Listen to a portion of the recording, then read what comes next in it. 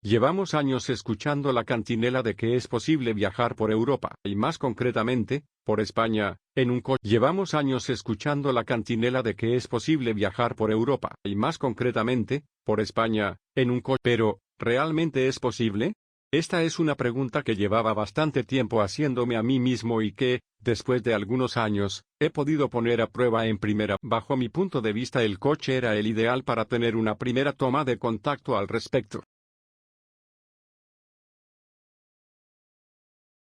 Y acerté de pleno. Este coche eléctrico, tal y como ya os conté en este otro artículo concreto sobre la prueba, es cómodo a rabiar, se percibe realmente bien asentado en el asfalto, y cuenta con tecnología. Este coche eléctrico, tal y como ya os conté en este otro artículo concreto sobre la prueba, es cómodo a rabiar, se percibe realmente bien asentado en el asfalto, y cuenta con tecnología. Como digo, un buen compañero de viaje para esta primera experiencia. ¿Podría haber escogido algún otro candidato mejor? Para algunos podría ser que sí. Bajo mi punto de vista era el adecuado. El problema llega en las condiciones en las que el vehículo eléctrico en cuestión ha llevado a cabo su homologación, temperatura, terreno, peso. El problema llega en las condiciones en las que el vehículo eléctrico en cuestión ha llevado a cabo su homologación, temperatura, terreno, peso, todo cuenta, y siempre o por lo general juega en contra de quien lo conduce, pues cualquier parecido con la realidad es pura casualidad. Calcula ahora el precio de tu seguro de coche desde días antes de emprender el viaje. Soy consciente de que esto no es igual que hacerlo con un coche. Aquí hay que planear mínimamente cómo será la ruta, puntos ideales de paradas, opciones de ruta donde el coche consumirá menos, etc. Hago lo propio y escojo paradas, y posibles opciones alternativas en caso de necesidad. Todo está correcto. Como se puede ver, el primer paso ya depende de un importante cambio de salir a carretera con un coche térmico te garantiza poder parar en cualquiera de las miles de gasolineras existentes en nuestro país, repostar y el riesgo es, directamente, la cosa cambia cuando tienes que estar atento a la potencia de los cargadores, disponibilidad, descargarte la aplicación pertinente, darte de alta y demás. Ahora sí, llega el día.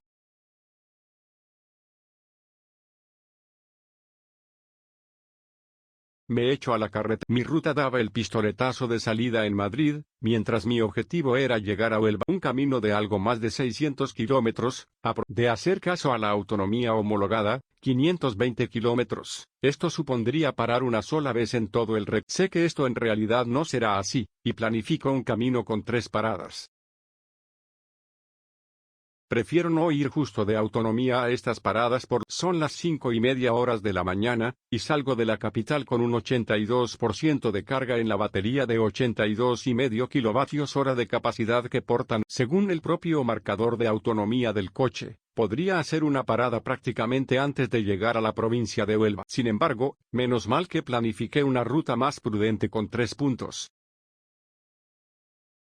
Después de algo más de una hora de ruta, me detengo en la población de Casalegas, provincia de Toledo, en una de las más recientes estaciones de Ionity inaugurada hace solo. Después de algo más de una hora de ruta, me detengo en la población de Casalegas, provincia de Toledo, en una de las más recientes estaciones de Ionity inaugurada hace solo. Llego a este punto con un 60% de carga en la batería, tras recorrer 130 kilómetros desde mi punto de salida. Aquí, mi sensación es la de estar en medio de la nada. Aquí no hay gasolineras, restaurantes o bares cercanos en los que poder. Literalmente no hay nada alrededor, más que algunas empresas especializadas en reparación de vehículos o un almacén de venta de Estaciono el Bidsil en uno de los puntos. Rápidamente se establece en una potencia lineal de 20 kilovatios, lo que supone que para cargar al 100% habría tenido que esperar alrededor de una hora. No puedo esperar. No tengo prisa, pero tampoco ganas de permanecer allí más tiempo del necesario. Finalmente estuve casi una hora para poder alcanzar nuevamente el 80% de la carga. Mis planes iniciales de parada han cambiado a causa de este contratiempo. Esperaba poder cargar rápido y saliendo con un 100% en la batería. Por otro lado, el Bid es un buen coche en la totalidad de aspectos, pero no tienen ningún tipo de entretenimiento para estos momentos, ni puedo encender la pantalla central, ni tampoco dar al contacto del coche. Por otro lado, el Bid es un buen coche. Esto me habría llevado a gastar parte de la energía que estaba inyectando, pero hacía frío y habría venido bien. Muy bien, vista la desesperación y el aburrimiento de aquella situación, decido salir en ruta hasta la siguiente estación, situada a unos 80 kilómetros. Esta es de la compañía Wenea, la cual aún no había probado nunca.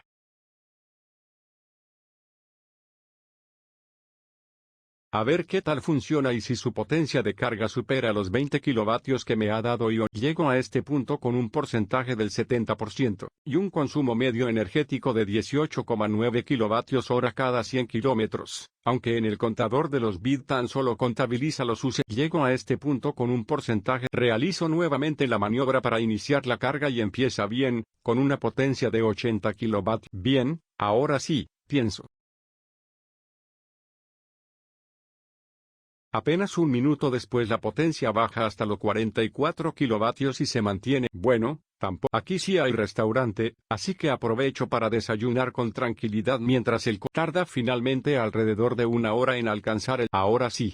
Algo lento, pero al menos me garantizo un recorrido mucho más extenso y con cierta tranquilidad. Recordemos que ya llevamos alrededor de 2 horas perdidas. Vuelvo a emprender la ruta y ya no me detengo nuevamente hasta la siguiente estación de Wenea. Ya voy a lo seguro, situada en la población de Villafranca de los Barros, en Badajoz, a casi 200 kilómetros. Aterrizo con un 50% de carga en la batería sobre la que debería ser mi última parada antes de llegar, algo mayor que el anterior. Vuelvo a repetir la maniobra que ya he hecho anteriormente para la recarga y comienzan los problemas. Unos problemas que hasta ahora no había. El cargador no reconoce el coche. Cancelo la operación y vuelvo a hacer negativo.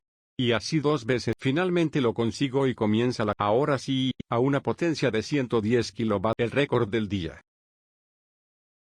En alrededor de 45 minutos está de nuevo al 100%, y ya dispuesto a no parar hasta llegar. Y así fue. Desconecté el coche unos 35 minutos después, finalmente fue más rápido de lo estimado por el modelo, y recorrí los 230 kilómetros que me quedaban hasta mi. En este tramo el consumo medio fue de 20 kilovatios hora cada 100 kilómetros. Circular durante unos 100 kilómetros por carreteras secundarias ayudó. Finalmente, llego a Huelva capital con un porcentaje en la batería del 52%, lo que me dio para desplazarme unos días por la ciudad y alrededores casi. Como se puede ver, mi experiencia no ha sido extremadamente difícil, pero tampoco tan sencilla como muchos prometían. Como se puede ver, mi experiencia no ha sido extremadamente difícil, pero tampoco tan sencilla como muchos prometían. Todo esto me ha llevado a pensar que sí, es necesario un importante cambio de chip mental para hacer este tipo. Hay que detenerse y ver muchos parámetros. Por otro lado, este no es el único inconveniente que aquí no se puede planear nada, especialmente la hora. Aunque el coche con el que he decidido emprender el viaje sea capaz de cargar a una potencia máxima de 150 kilovatios, esta cifra no se mostró en ningún momento, pese a que los cargadores escogidos aunque el coche con el que he decidido emprender el viaje sea capaz de cargar a una potencia máxima de 150 kilovatios, esta cifra no se mostró en ningún momento, pese a que los cargadores escogidos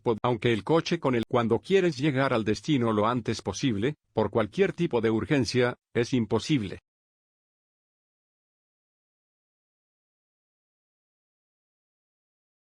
Cuando quieres llegar al destino lo antes posible, por cualquier tipo de urgencia. Como referencia, esta ruta la he hecho cientos de veces, y suelo tardar entre 5 horas y media y 6 horas, dependiendo de las paradas. Aquí tardé 8. Todo esto me llevó a pensar que quizás la llamada ansiedad por autonomía debería pasar a llamarse en España como ansiedad por los cargadores. Otra cosa de la que me he dado cuenta después de este viaje, es la escasez de puntos de carga rápida y fiables que existen en nuestra geografía. Mi viaje lo hice en días de diario. No me gustaría imaginarme el colapso en caso de que fuese verano u operación. Un punto positivo que saqué de este viaje ha sido que, aun cargando en estos puestos, que no son los más asequibles, el trayecto de ida se hizo por un coste total de 40 €. Un punto positivo que saqué de este viaje ha sido que, aun cargando en estos puestos, que no son los más asequibles, el trayecto de ida se hizo por un coste total de 40 €, algo más asequible de lo que costaría hacerlo en un coche de gasolina, y si es uno de potencia equivalente ya ni hablamos, 530 caballos. No obstante, a este precio habría que añadir el pisco labis que te tomará. Finalmente respondo a las preguntas, ¿es posible viajar por España con un coche eléctrico? Finalmente respondo a las preguntas, ¿es posible viajar por España con un coche eléctrico? Al menos por ahora.